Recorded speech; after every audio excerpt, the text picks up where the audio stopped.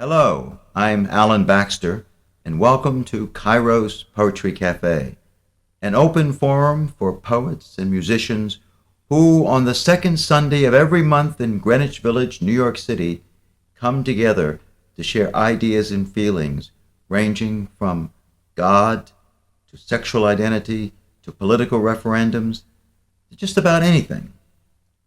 These selections reflect just a little of the artistic renderings at Kairos.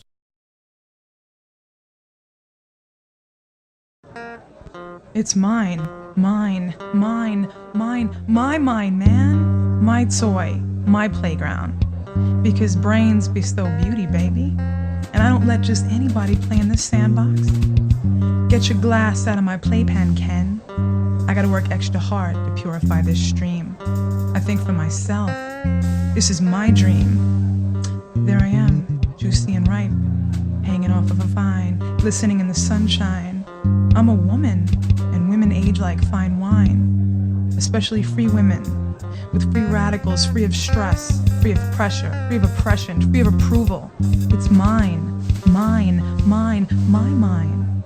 Life is like a needle in your eye. If you let it, it will leave you blind. It's impossible to manipulate me, man. My mind is mine. Do you mind? Don't expect me to hand it over. My name isn't Rover. Don't expect me to roll over. Don't expect me to fetch slippers for an imaginary master who never gave me shit. I refuse to hand over the goodies in my basket. Remember, we're all trying to get to Grandma's house. Grandma's house is a safe place to be. Don't be fooled every time the big bad wolf tells you you look pretty. He will rape your mind. He has no pity. Truth is, the world is a bittersweet city, a bittersweet symphony. It's up to you. Just remember, your mind is yours. Don't let society program it. I refuse to, no matter what. It's mine, my mind. Because brains bestow beauty, baby. And I don't let just anybody play in this sandbox.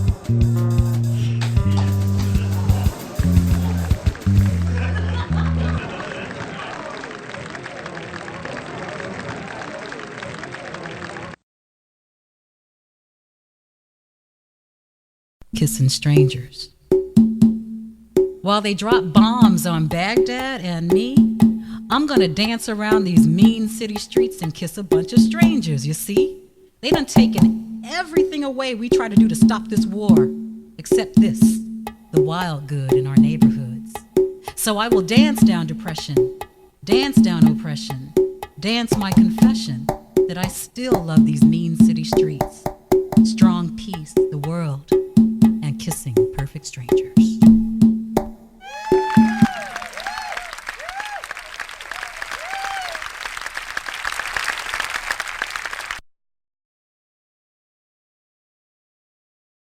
All right. This one is called I Hate Lisa. I died alive. I was born dead. It's like girls from PR with bleach blonde hair. Death to dying. Be good, asshole. Like free radio on a hot bus. Lisa was a bitch, but she gave me this book. And she gave me some books, and some she took. The one she took was a book that cooked. What a bitch.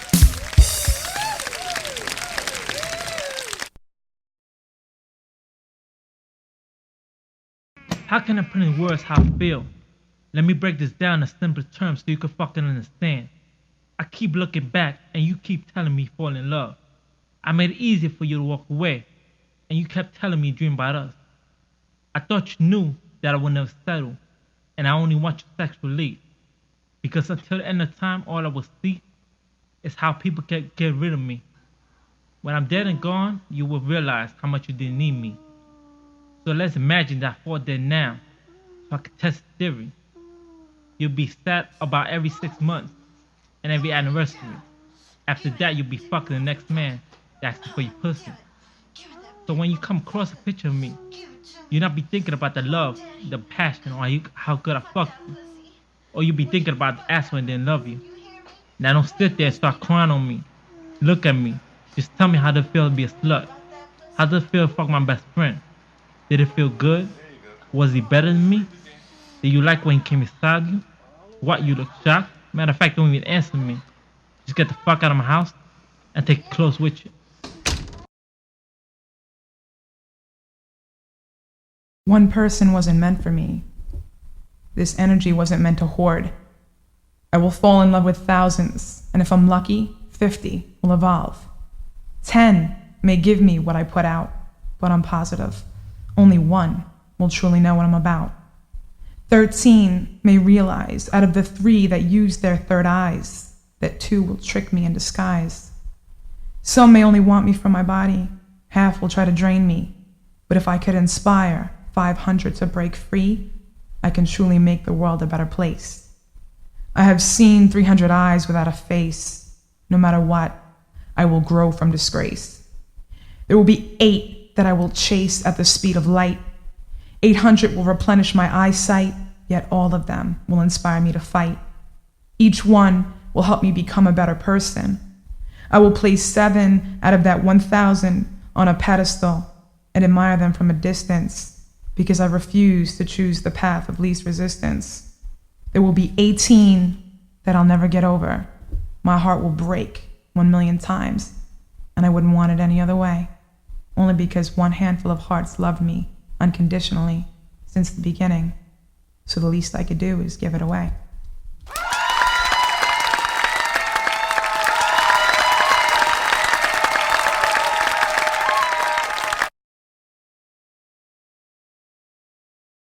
Making Whoopee, our way. A little love, a little kiss, another reason for wedded bliss. We're over 40, we feel like 20, we're making Whoopee. The weekend's over, the sharing's done. We're in another world compared to none. Our faith has grown, new love is sown. We're making Whoopee.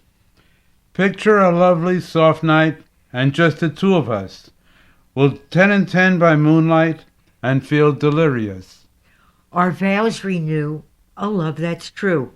Our lives now shine, things look just fine. The world seems great when with your mate and making Whoopee.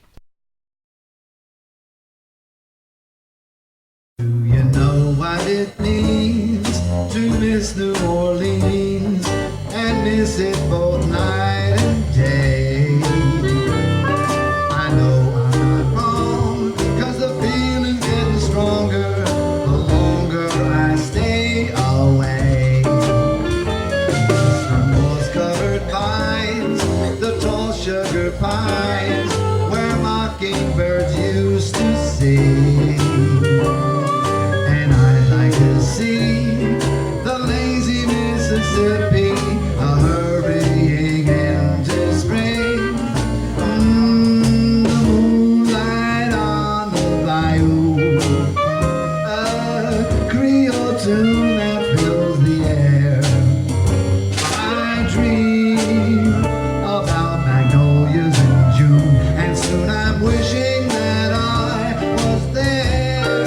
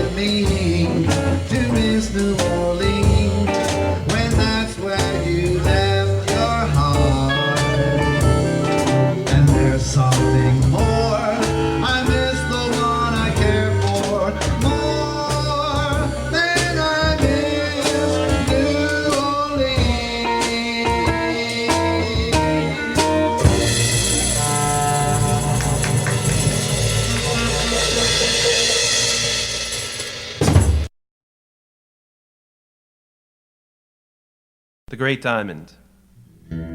We of the Great Diamond were crushed to crystals by God's rage over his creation. His creation cannot perceive perfection, though I cannot destroy my own image, even if it's flawed.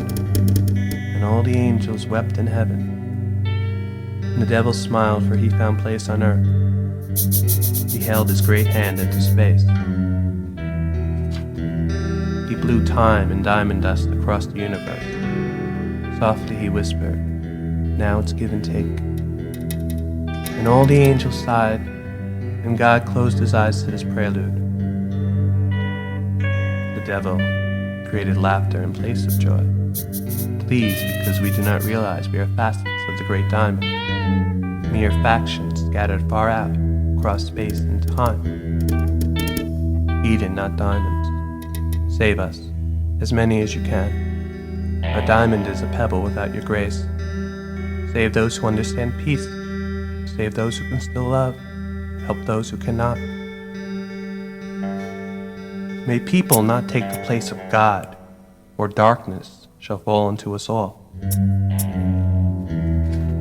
Who is bleak is bleak. I speak for myself and the people. Help me to learn to live and love purely again. Help me to learn to live through this whirl of love and hate. How bleak is bleak? We've remained too long without your grace. Our souls are futile without you. I speak for myself and the people. We only wish for love, an entrance to Eden.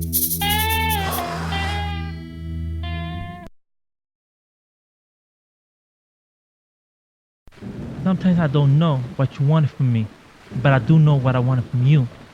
I wanted you to take away all this pain, take away all the alcohol, stop me from searching through the street for girls that never loved me, stop people from hating me, and take away all the jealousy and prejudging.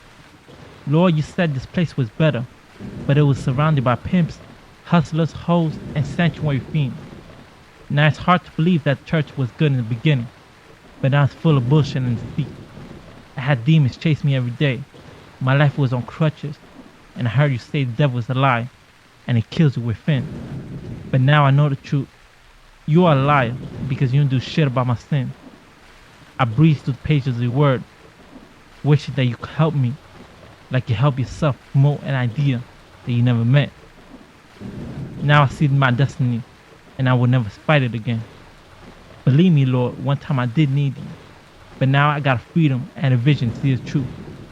I spent hours in church reading the possible directions I could go on a one-way street, but none of that will matter when I'm buried in hell with my casket closed.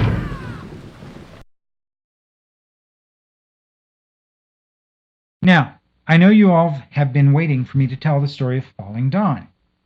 About the only thing that I was looking forward to in the week leading up to 9/11 was a play I was opening downtown. It was a new play of mine, an inside story from a Vietnam veteran. It was supposed to open on 9/12, but of course it never did. The theater was closed because it was below Canal Street.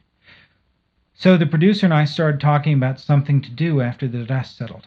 And I didn't want to do that show. I wanted to say something about 9/11. So I started trying to write a story about 9/11.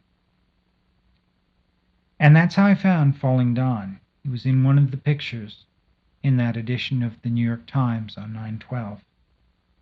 A man jumping out of one of the towers. He looks a little like me, I guess. A little less hair, a little tubby. He wasn't wearing a business suit. When I saw his picture, I kind of identified with him. And that's what started me thinking about a play about Falling Dawn. Because I tried to put myself in Falling Dawn's place. When I have bad things happen, they usually happen in slow motion. Dawn must have been falling for 20 or 30 seconds. What's the love of God worth when you're falling for the last time and every second feels like an hour? What is the love of God worth when you know that Superman isn't going to rescue you? In my play, there's a picture of Dawn. I have him looking like Frank the designer on Trading Spaces, roly-poly and Hawaiian-shirted, sitting in a folding lawn chair. And he does care, he really does. But my God, talks about the pain he sees and will see, how he's sorry, but he can't help now. But God offers Don one consolation. He can feel like he's flying as long as he wants. He can soar and dive like a bird and know that there is a better existence waiting for him.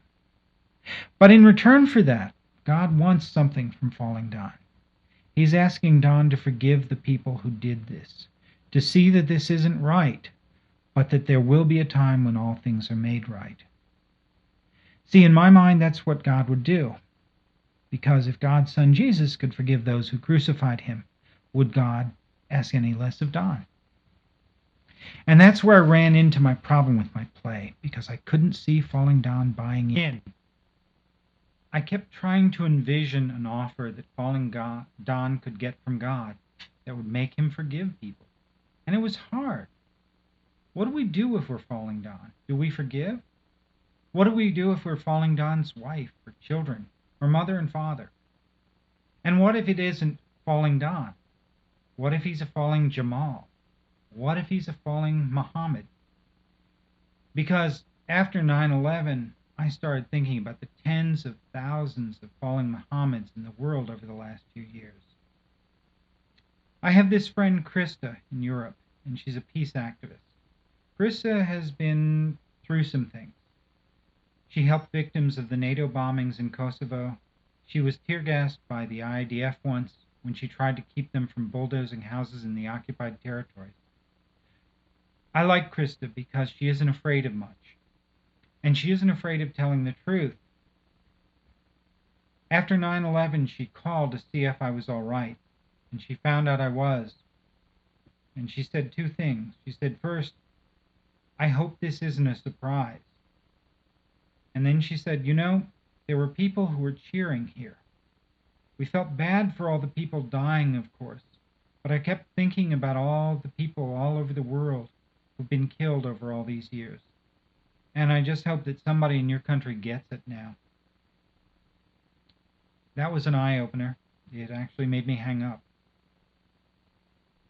But as the years pass, I've been thinking about Krista and my friend Falling Don and my friends Falling Muhammad. And it occurs to me that if there's no capacity for forgiveness, if the children of Falling Don and the children of Falling Muhammad can't learn to live together and forgive each other, we have some very dark times ahead. My wife tells a great story, a great joke that applies here. It's an old grouchy married couple. They stay together because they need someone to be cruel to. One day the husband comes home and says, I went to a holy place and I found the answer to all of our problems. And his wife says, what could solve all of our problems? You are a fool. And the man says, no, this is real. It's something called unconditional love. It's pure. It's powerful. It's the things we've been missing all of our lives. It's what we all need to be at peace with each other. So the wife is interested. She says, how does it work? And the man says, well, if you give me unconditional love, then maybe I'll give you unconditional love right back. So, okay, some people don't get it. But all forgiveness is an act of unconditional love. It can't come with strings. And it's hard to forgive the people who flew the planes. We should at least work to make sure that we can protect the innocent, whether the innocent are Falling Dons or Falling Muhammads. And now I feel like I belong to the Falling Don Club because I didn't fall, but my life got picked up and dropped on that day. I keep thinking about the war and the bombs and the explosion. I think a lot of us were drafted into the Friends of Falling Don Club on September 11th. All over the world there are Falling Dons, and there are people like me who know how easy it is to become a Falling Don. So call me a friend of Falling Don, because I don't want to see any more Falling Dons in my lifetime, and I mean never. And I have to ask you to join up, because now we're all members of the Friends of Falling Don Club. We all saw the pictures. I don't think there's 6 degrees of separation between us anymore. On this anniversary of the untimely passing of Falling Don, we need to all go out and talk about Falling Don and Falling Muhammad and all of their friends and loved ones. And I wish you all some peace. Doing it at Circle 7. There once was a stand-up named Cecile who had all the charm of an eel. Her jokes not only corny, but also baloney. But she's doing it. But where's she doing it? She's doing it at the new Circle 7. There once was a musician named O'Neill whose singing was definitely surreal. He choked on B flat, but burped on C sharp. But is he doing it? Yes, he's doing it. Where is he doing it? He's doing it at the new Circle 7. Now right here there's a painter named Sybil, whose paintings are really just dribble. But she splatters and she spills, but when she does it, she's in heaven. Where, of course? Where she does it, at Circle 7. Then God forbid there's an actor named Wayne, who certainly was one of no fame. His body divine, but his acting too sublime. But he's mouthing it, maybe bluffing it. But is he doing it? Yes, he's doing it. Where is he doing it? He's doing it at the new Circle 7. Are they booze? Are they boozers? Well, no one knows. Are they losers? Hell no. So they do it. And why not do it? It's salubrious, it's grooviness, and they're twisting and they're turning, cartwheeling, spinning, reveling, undulating. True, bread, it's unleavened, but it sure ain't 7-Eleven. Because it's doing it is all that counts. And where they're doing it? They're doing it at the new Circle 7.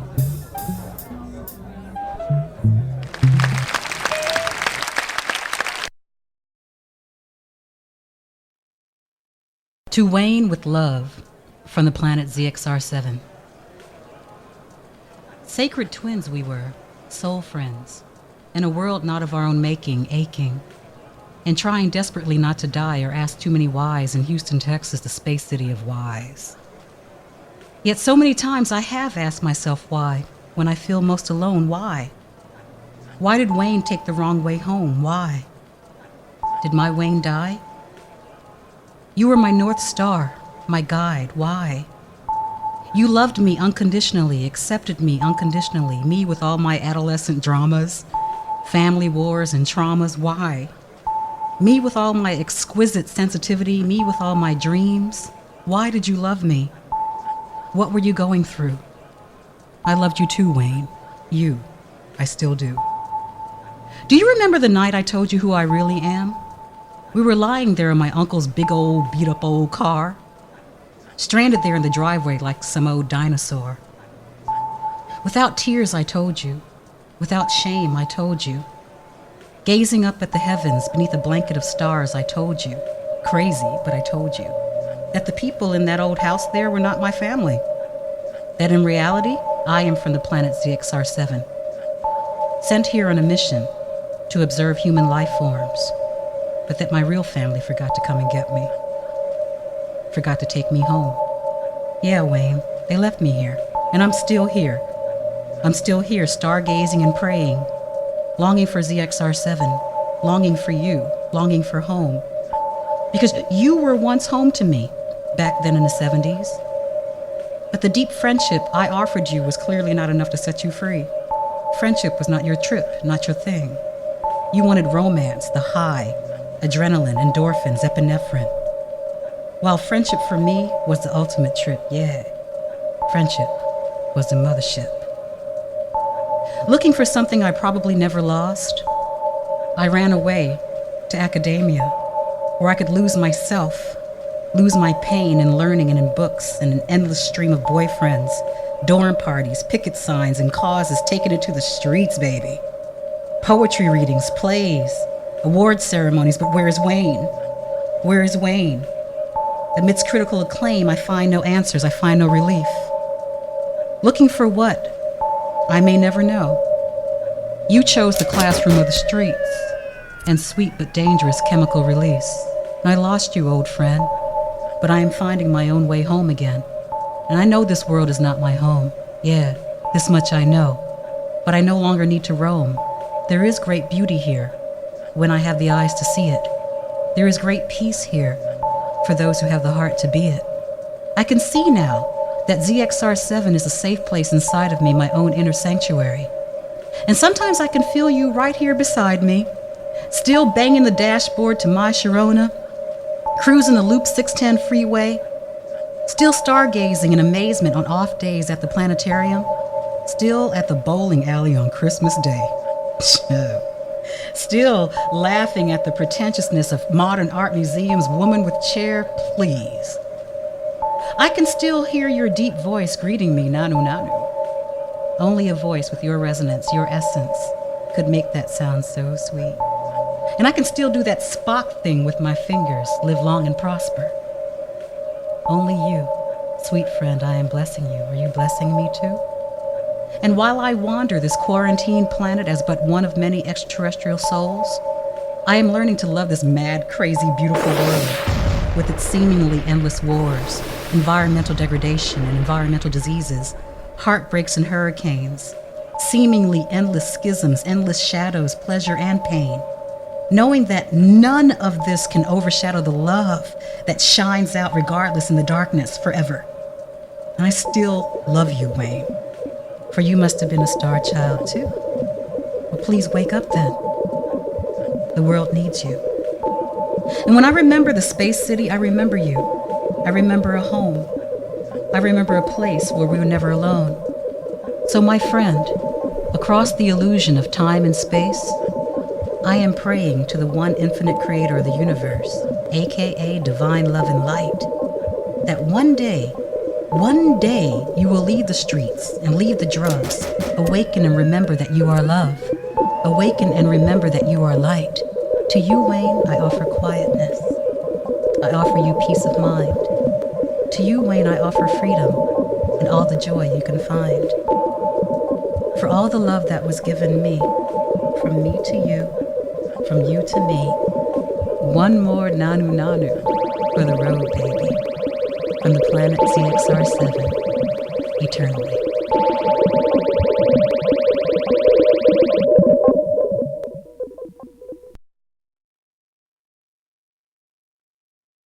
Rainbows in winter. Colored wheat-checked fields layered in rows of swollen brown valleys, stripped tree limbs jetting up in the cold, misty air. Then the sky breathes upon the fields a sudden, unseasonable warmth. And like all the other surprises of life, a sudden storm erupts and washes the fields with sparkles of rain. But at the storm's end, a ribbon of light unravels itself over the red-streaked trees, and in the moist air, a rainbow appears, as transparent and as frail as our shimmering visions of love and peace. And then the rainbow, buffeted by the blustery winter winds, vanishes before our eyes. Yet we look to the source of the rain and the rainbow, remembering how light came forth from an almost infinite sky. We should all be so foolish as to look for rainbows in winter. Yeah, this next poem is called I Am, but it probably should have been subtitled Anger Management. Yes, okay, so I'm going to change the vibe here because, yeah, sometimes life does give you something that you really legitimately need to be angry about, and this is mine, all right? I am. I am not who you think I am. I am not the daughter of Shaklack Clack, and I am not all that. I am all that I am. I am woman. I am black. I am surviving. I am all that. I am meant to be. In this moment, I am me. I teach. I speak. I love. I heal. I create. I laugh. I cry. I meditate when it all becomes too unreal to get to what is real. Underneath the staring, the glaring, the hushed voices, and the love sharing. And I am not the daughter of Shaklack Clack. I am not on the attack. I am that stone-free sister seeing what I see, so when you see me on the trains, on the streets, in the hallway, on the mic, in the classroom, doing my own thing, please do not stare at me. Do not glare at me. Do not spit. Do not turn up your nose at me as if to terrorize me. And do not judge me and do not hate me for that which I did not choose, for that which I know to have its own beauty too. And if you do choose to hate, nevertheless know this, that I will not lose this. I will survive, and so will you. And so whatever you do, I will go on writing, go on living, go on teaching, Go on speaking, go on loving, go on playing, go on saying, go on singing, go on rhyming. All that I see, I will nevertheless go on and on and on and on and on, loving me, loving you, being me, all of you. Nevertheless, you see, I'm affirming my right to be woman, to be me, to be teacher, to be artist, to be spirit rising, to be black, to be me, setting free the hearts, souls, minds, and creativity of all the children of mental captivity and mental clack. So do not attack me as if you know me.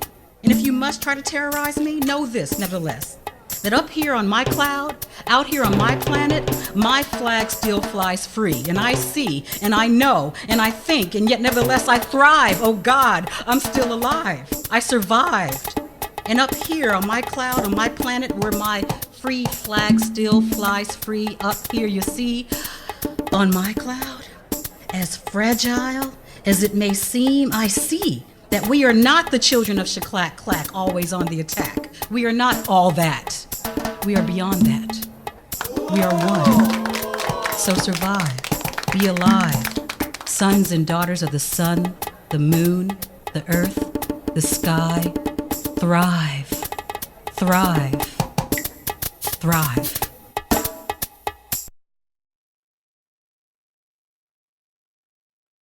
Sammy in your Sammy pants. We love you even though you're a bastard. Running through our tenement singing My Sweet Lord. You make our lives your disaster. Sammy, in your fancy pants. You're such a sympathetic master. Oh my Lord, you're stranger than I sigh, as the walls fall from the plaster.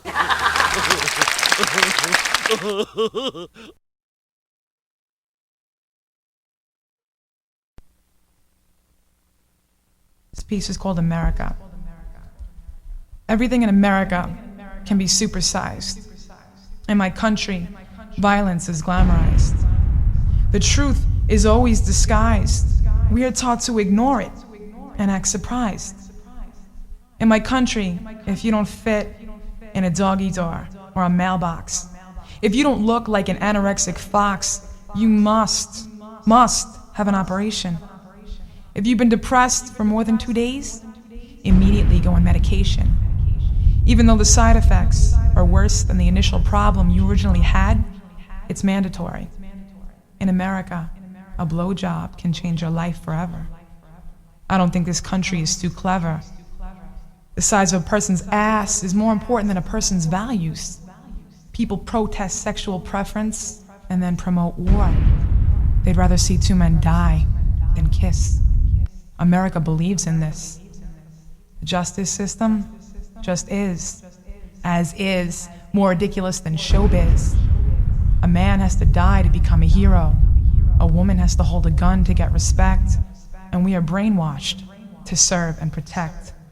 But of course, it's only for our own good. It's in our best interest to shut up. People marry for money, then drug their children. Premarital sex is still a sin. And don't forget, we still have a war to win. Since the beginning of time, we've had a war to win that will never be won. That shouldn't have happened in the first place, yet keeps happening. I don't think I like what America stands for. What with all the gore and the needles washing up along shore. Egomaniacs preaching about revenge. Fucking masochists fighting over money and power. Over whose dick, I mean gun, is bigger. Telling someone's son to pull the trigger, throw the grenade, drop the bomb, and all you civilians remain calm. We got it all under control. We'll capture one man who may be delivering your pizza right now, and this will all be over. In my country, anyone who wasn't born here is guilty. But let me remind the ignorant that we wouldn't be standing here if not for our ancestors. The tunnels and bridges that you cross every day, the parks that you and your children play in, the building that you work in, guess what? They were all built by foreigners, your ancestors, who were most likely immigrants. In the midst of all this chaos, I don't feel too patriotic. So, if you want to know if I'm proud to be an American, all I can say is I'm proud to be me. My mind, body, and soul in itself is a whole, separate, sacred country where love is revered.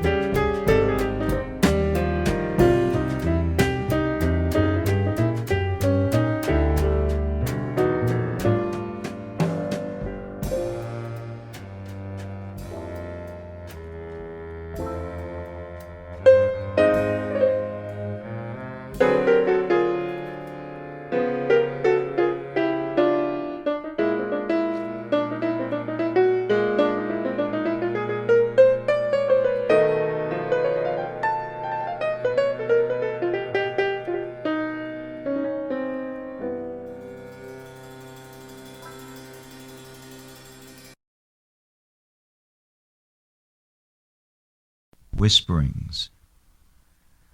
He is what you can hear, yet not hear, what you can see, yet glimpse in dim reflections, what you can deeply comprehend, yet still be puzzled to the utmost. She is the whisperings behind the sad thoughts, the thoughts that lounge around like the overdue guest resting under the quiet blanket. He is known in the loneliness of the lover, aching for his passionate partner. She is the whisperings in the ashy snow that powders the sleeping fields, the misty whiteness that numbs the gaunt, slender, intimidating trees, the swirling silhouettes that are the arching, menacing watchdogs to infinity's shores. He is the silence that occasionally grasps us, occasionally frightens us, the eternal whisperings, the quietness that is louder than any of the flashing sounds of today.